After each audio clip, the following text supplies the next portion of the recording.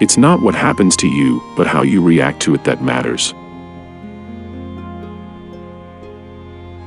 The key is to keep company only with people who uplift you, whose presence calls forth your best.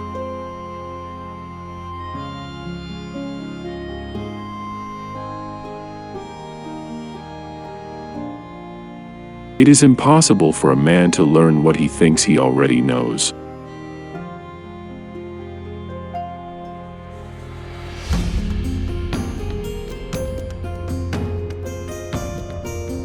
Small-minded people blame others. Average people blame themselves.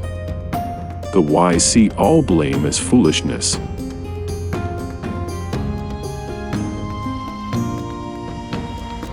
Don't seek to have events happen as you wish, but wish them to happen as they do happen, and all will be well with you.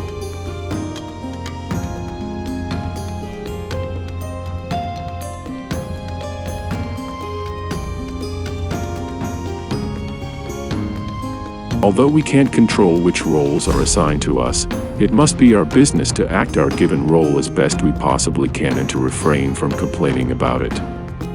Wherever you find yourself and in whatever circumstances, give an impeccable performance.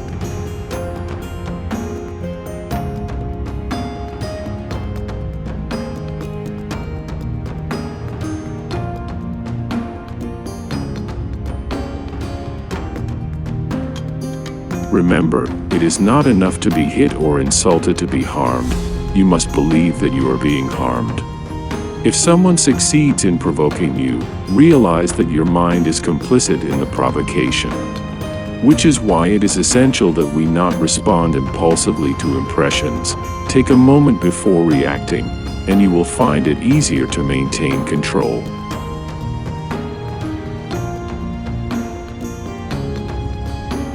I laugh at those who think they can damage me.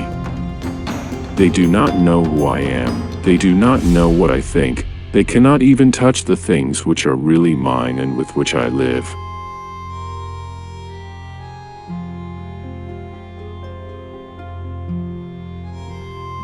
Other people's views and troubles can be contagious.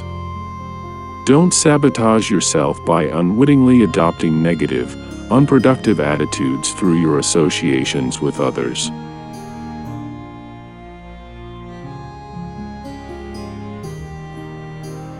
He who laughs at himself never runs out of things to laugh at.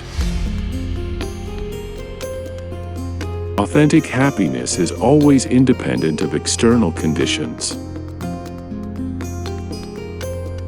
When we blather about trivial things, we ourselves become trivial, for our attention gets taken up with trivialities. You become what you give your attention to.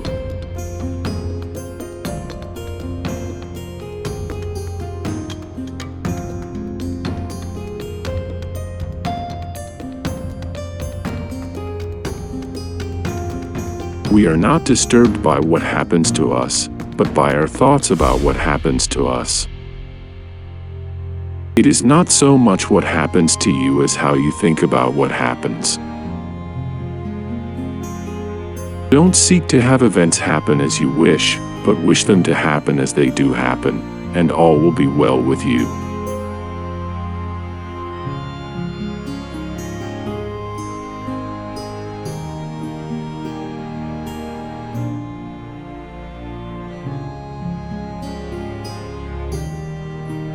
Now is the time to get serious about living your ideals. How long can you afford to put off who you really want to be? Your nobler self cannot wait any longer. Put your principles into practice now. Stop the excuses and the procrastination. This is your life. You aren't a child anymore. The sooner you set yourself to your spiritual program, the happier you will be. The longer you wait, the more you'll be vulnerable to mediocrity and feel filled with shame and regret, because you know you are capable of better. From this instant on, vow to stop disappointing yourself. Separate yourself from the mob. Decide to be extraordinary and do what you need to do, now.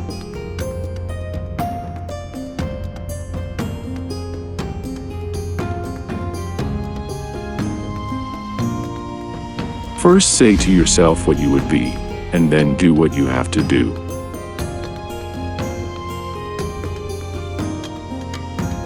If you want to improve, be content to be thought foolish and stupid.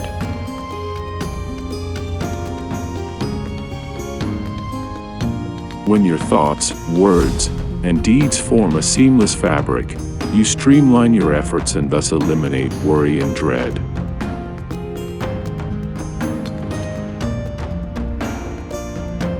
It's time to stop being vague.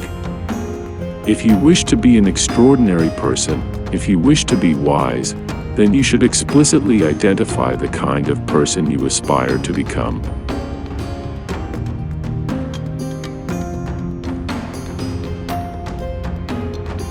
Getting distracted by trifles is the easiest thing in the world. Focus on your main duty. The greater the difficulty, the more glory in surmounting it. Skillful pilots gain their reputation from storms and tempests.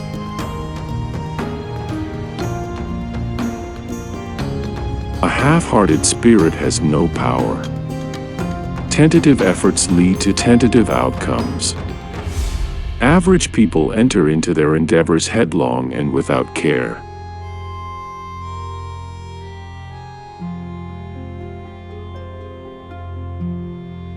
Preach not to others what they should eat, but eat as becomes you and be silent.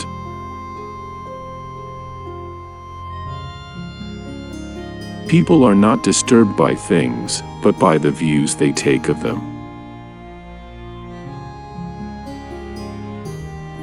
Any person capable of angering you becomes your master. He can anger you only when you permit yourself to be disturbed by him.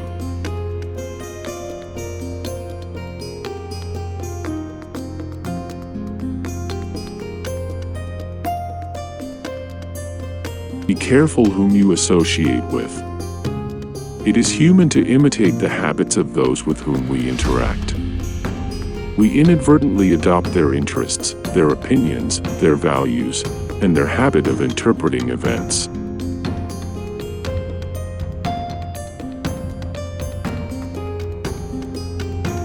Attach yourself to what is spiritually superior, regardless of what other people think or do. Hold to your true aspirations no matter what is going on around you.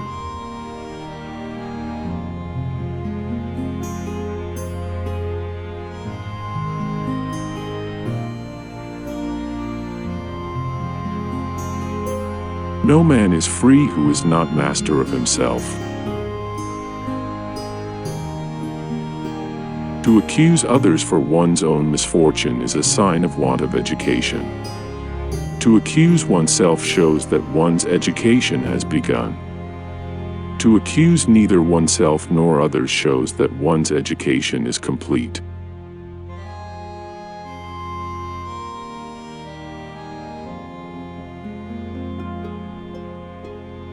Man is not worried by real problems so much as by his imagined anxieties about real problems.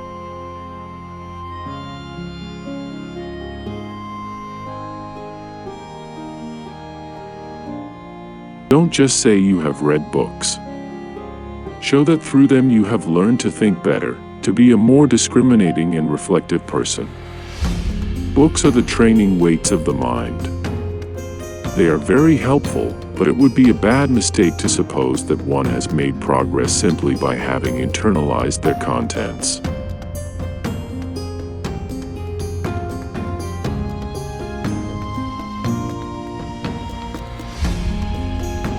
Know, first, who you are, and then adorn yourself accordingly.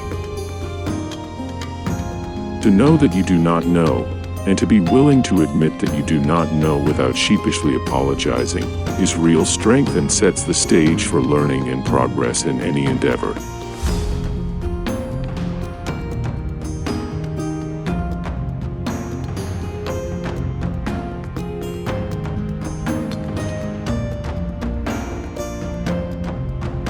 Keep your attention focused entirely on what is truly your own concern, and be clear that what belongs to others is their business and none of yours.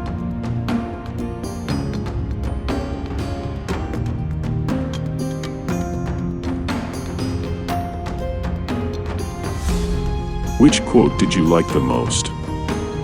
Share your opinion in the comments. We hope your support in the form of like and subscribe. Thank you for watching.